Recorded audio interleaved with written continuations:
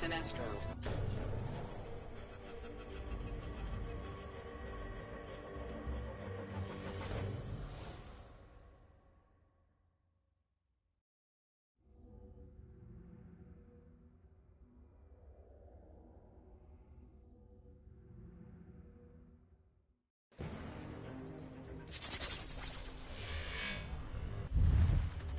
Begin.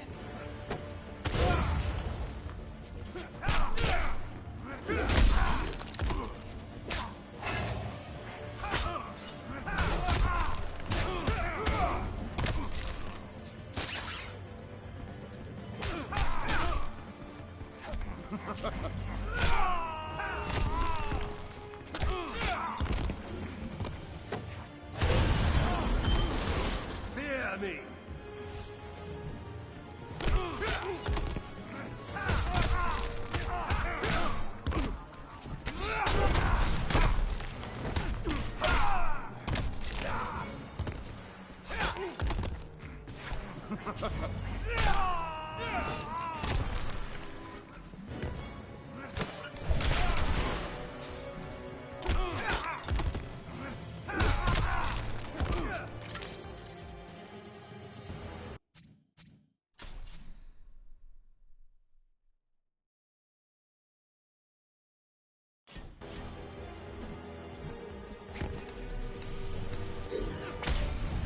Sinestro wins.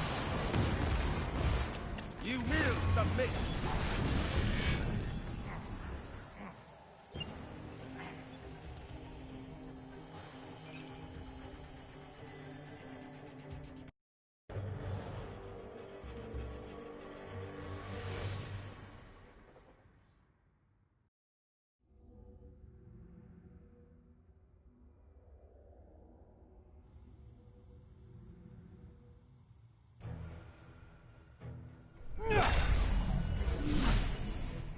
Fully charged. Begin.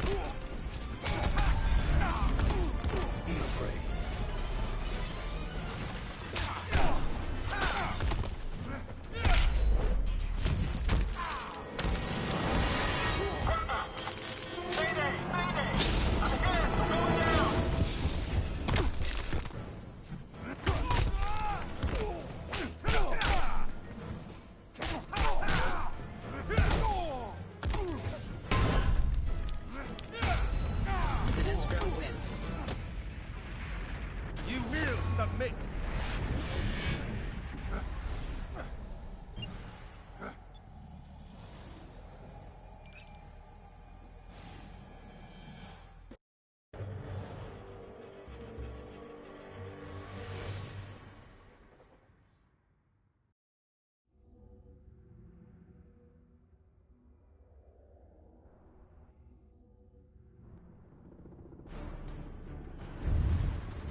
Begin.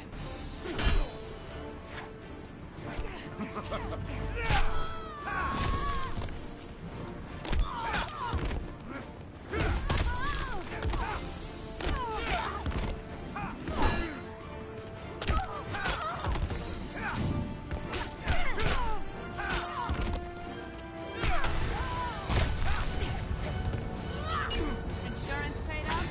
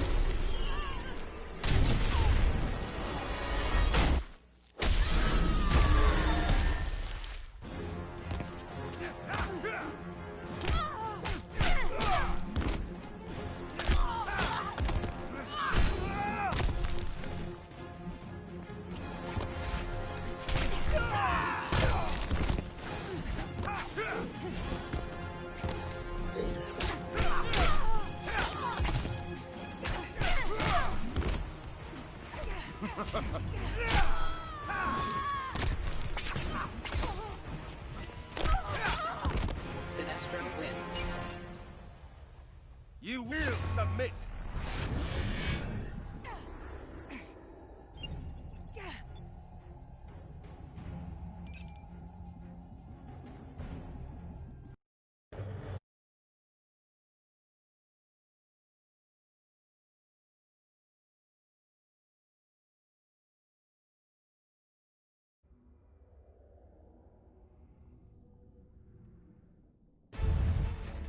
Begin.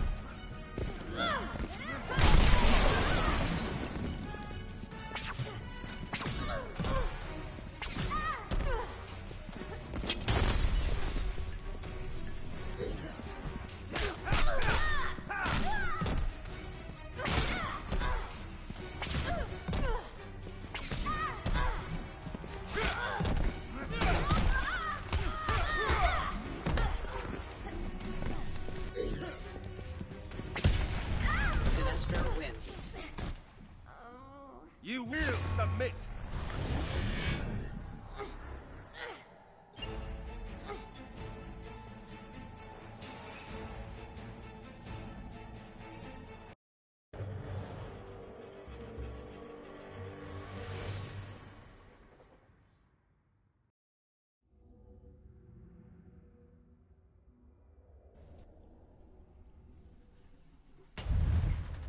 Begin.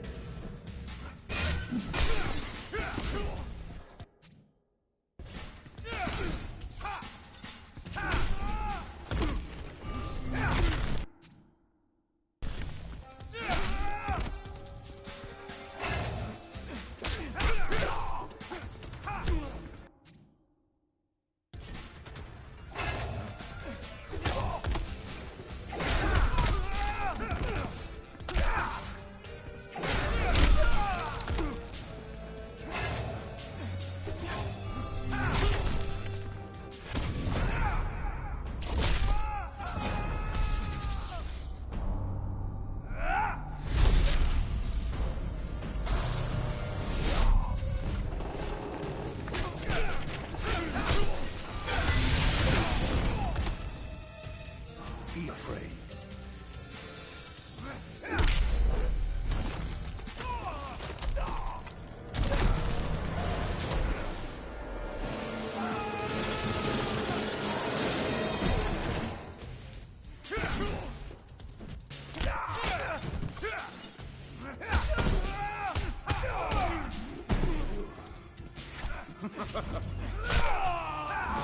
Gonna challenge.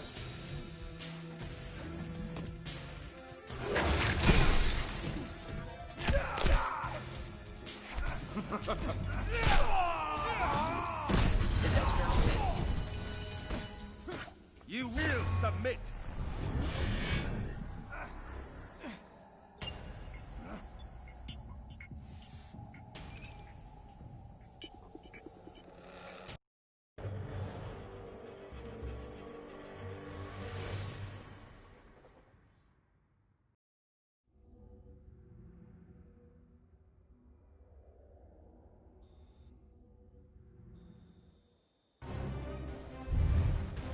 Begin.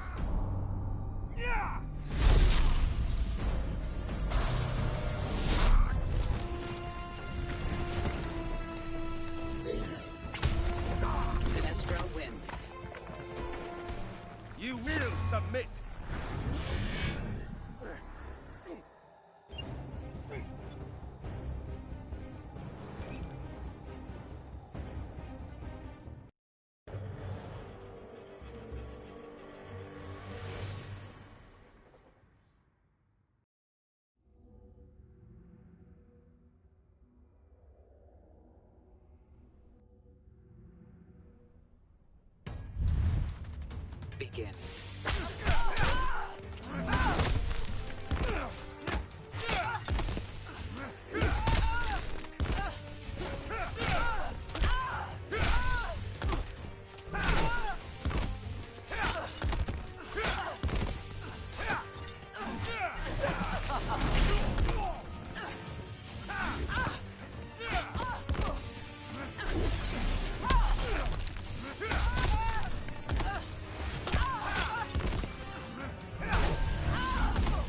Fear me.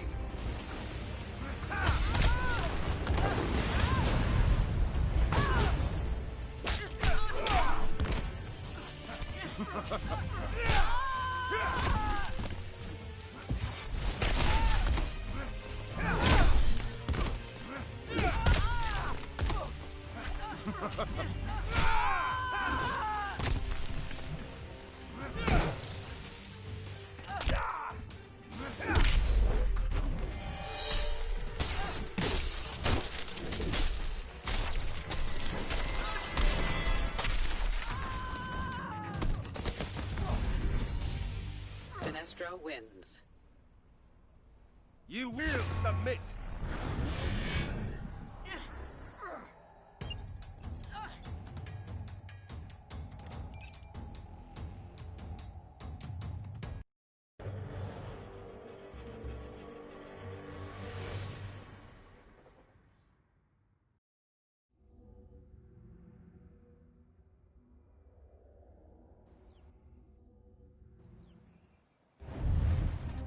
Begin.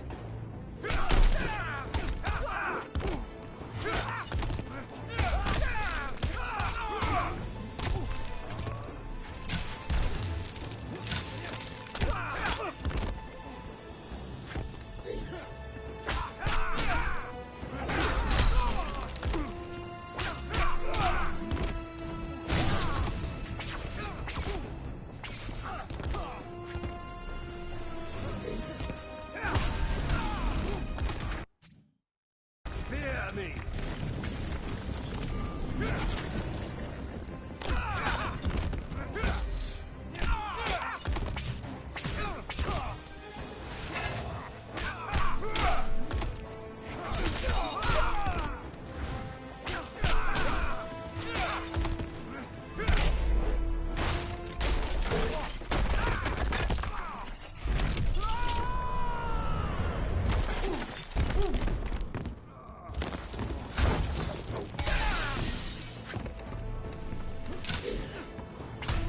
Sinestro wins.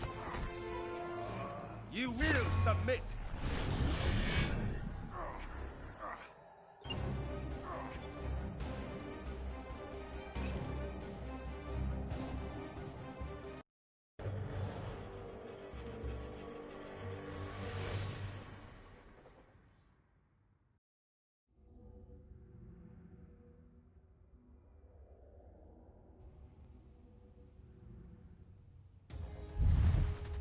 Begin.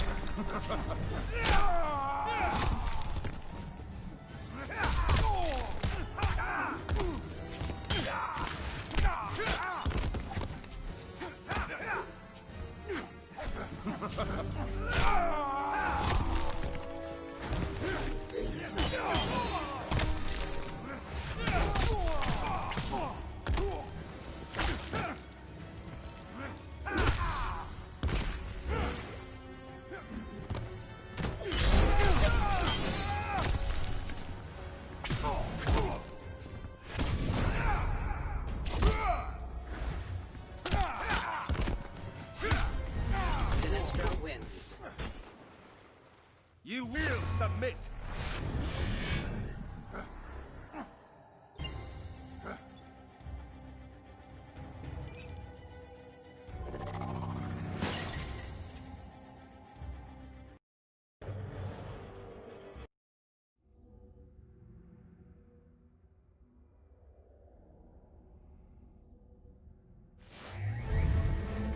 Begin.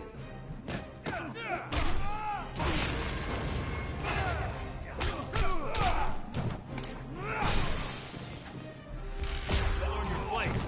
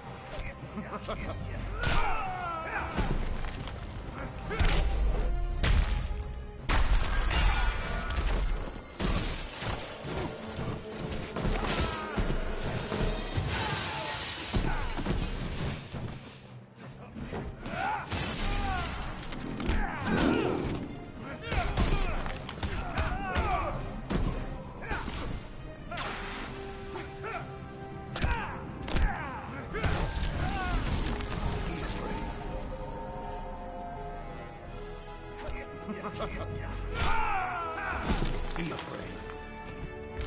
I'll rip you apart.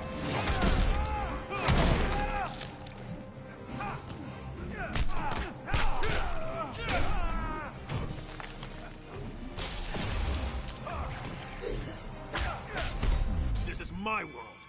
You will die screaming.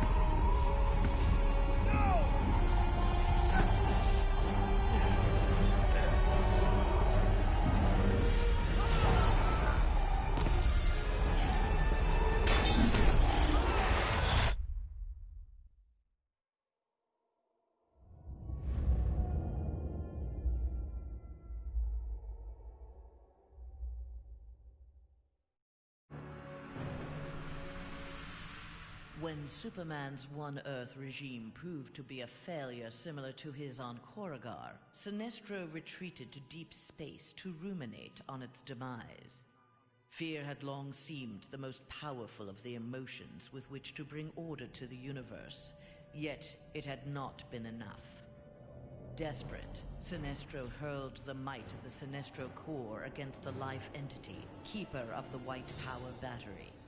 Ultimately victorious, Sinestro now wielded the power of a White Lantern. No adversary could possibly withstand him. The light of the Green Lantern core would be the first he would extinguish.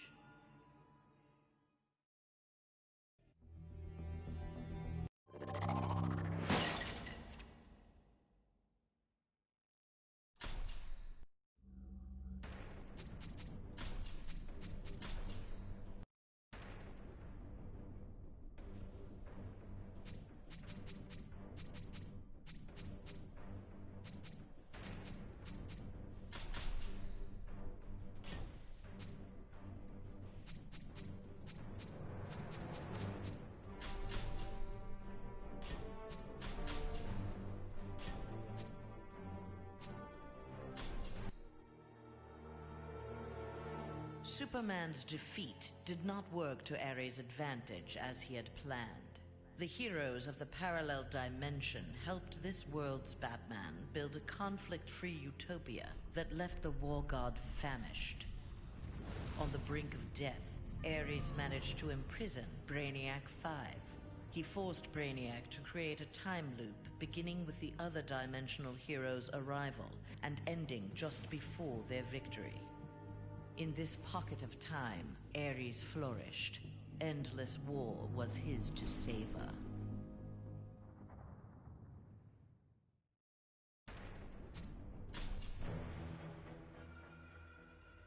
Superman had been a fool to believe Bane would willingly accept a subordinate role in the One Earth government. With the High Counselor out of the way, true leadership could begin.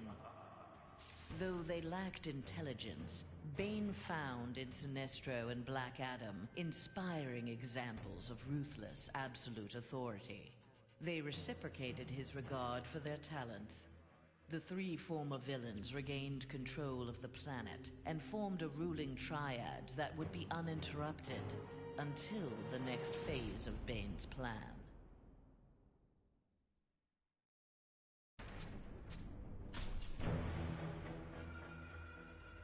The defeat of Superman taught Black Adam one thing. Most of Earth's denizens were too weak to adopt Kandak's visionary form of government. He returned to his homeland with a new plan. Combining their energies, Black Adam and his Empress Isis created a mystical barrier around Kandak. There they reigned in peace, their country an oasis in the wasteland of human civilization. A true oasis once Black Adam had destroyed all other life on Earth.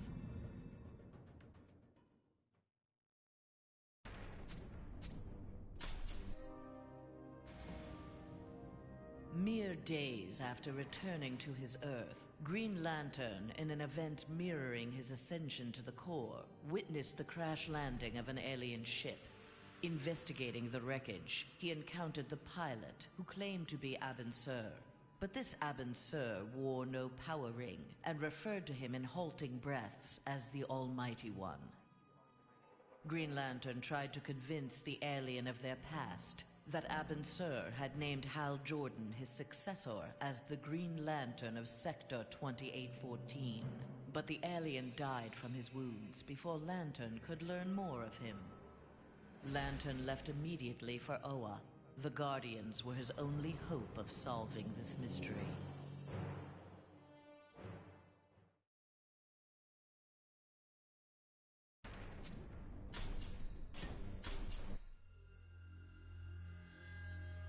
After the fall of Superman, Green Arrow visited the Star City of this parallel Earth.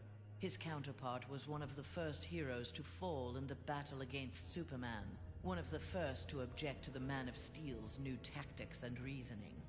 A memorial erected in Star City's Orchid Bay served as a reminder of the need to fight oppression regardless of the odds.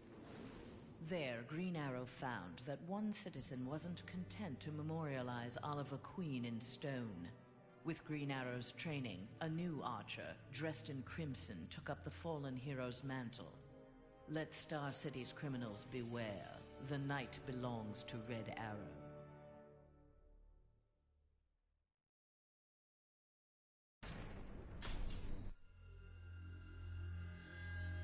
Flash had taken down the High Counselor, but the atrocities he had abetted during Superman's regime continued to haunt him.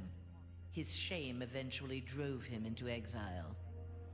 Whether wishing to make further amends or simply unable to stop himself, Flash continued to use his powers in the pursuit of justice. Rumors of a mysterious red streak of energy that would set upon and incapacitate criminals circulated throughout Central City. While only some deduced his true name, most felt gratitude and affection for the new hero they called the Ghost.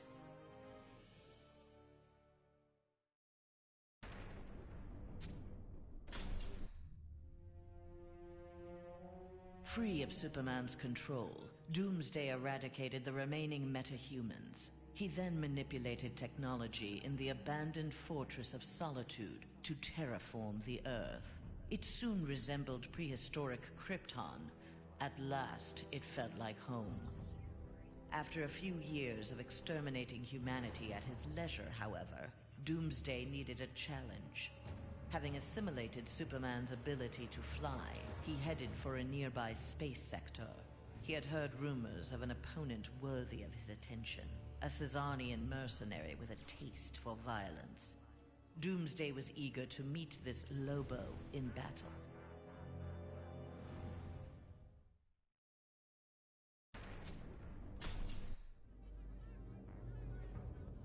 With Superman's regime toppled, new governments formed to take its place. New governments meant new customers for Deathstroke, and business was booming. Soon there were more assassinations to carry out, revolutions to aid, and unrest to create than he could manage on his own. The One Earth regime's elite troopers, having committed atrocities in Superman's name, had gone into hiding from a populace bent on revenge. Impossible for most to find, but not for Deathstroke. Recruiting these renegades, he formed the New Titans, the world's premier political assassins.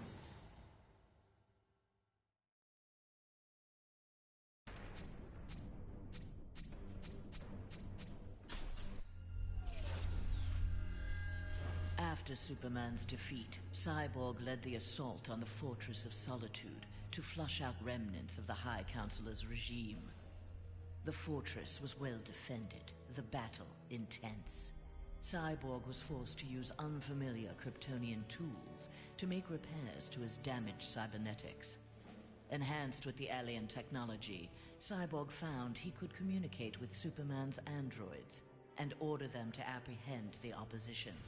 With his army of super androids, Cyborg will bring justice to the world.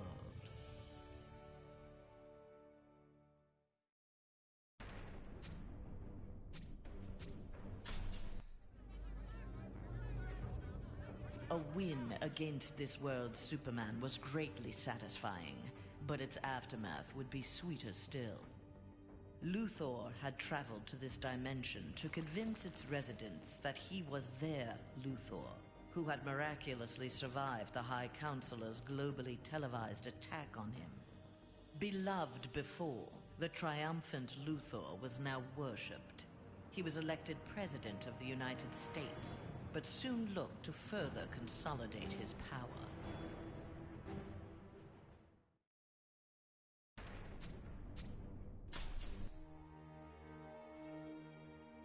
Though he had failed to elevate the Joker clan's status, Joker was convinced a similar organization could be successful in his dimension. Joker used a series of devastating terrorist acts to frighten the populace, then convinced the more gullible among them that he was the path to security. The new Joker clan soon had millions of members worldwide and committed regular anti-government attacks, wreaking havoc on the global economy.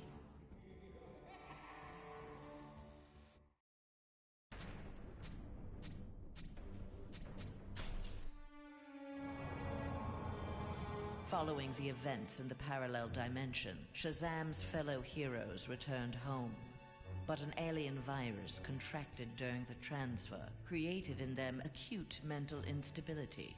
They turned on their fellow crime fighters in a deranged fury. Alone and desperate, Shazam shared the power of the Word with his adopted brothers and sisters. Their purity of heart gave them courage. The army of Shazam incapacitated the former heroes. Eventually, they took the place of the Justice League as primary defenders of Earth.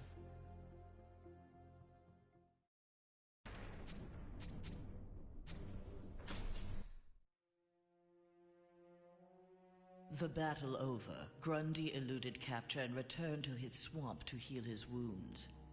During regeneration, Grundy found he could channel the elemental force of the Red. All animal life would bend to his rule. His increased power also allowed him to resurrect the long-lost Grey Force. Now, instead of ruling Earth's creatures, he could simply destroy them. After defeating the world's heroes, Grundy turned Earth into his version of paradise. He now rules over a gray and lifeless planet.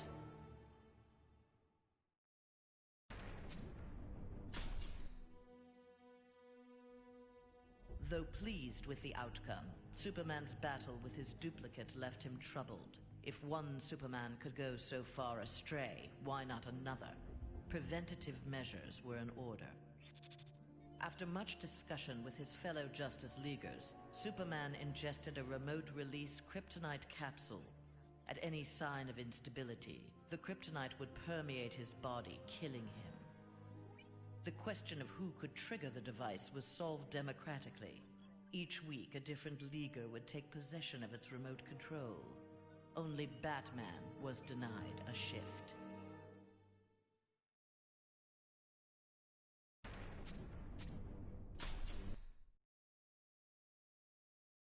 The fool in the red cape had been dealt with. Now Scorpion would learn how he came to this place. Heretofore, only the sorcerer Quanti or the fallen elder god Shinnok could have summoned him. Scorpion's answers appeared in the form of Trigon, who accused Scorpion of deserting Trigon's demon army and stealing from him the glory of besting the High Counselor. The two faced each other in a titanic struggle. Scorpion emerged the victor and assumed control of Trigon's invasion force. Soon this strange new land would be his to rule.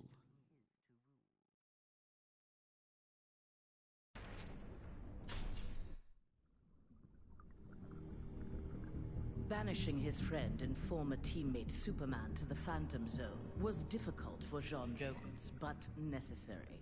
As the One Earth regime had formed, Jean, ever the outsider, had chosen to watch from a distance to bide his time. He assumed the form of an Atlantean and served as royal archivist. Aquaman little suspected that his trusted subject's uncanny ability to gather news of the surface world was the result of telepathic powers. When Jean learned that heroes from a parallel dimension were aiding Batman's insurgency, he assisted as well, leading rescue operations in Metropolis and Gotham after Superman's rampage. In the post-regime era, the Martian Manhunter continued to serve his adopted world, gathering the next generation of heroes to form a new Justice League.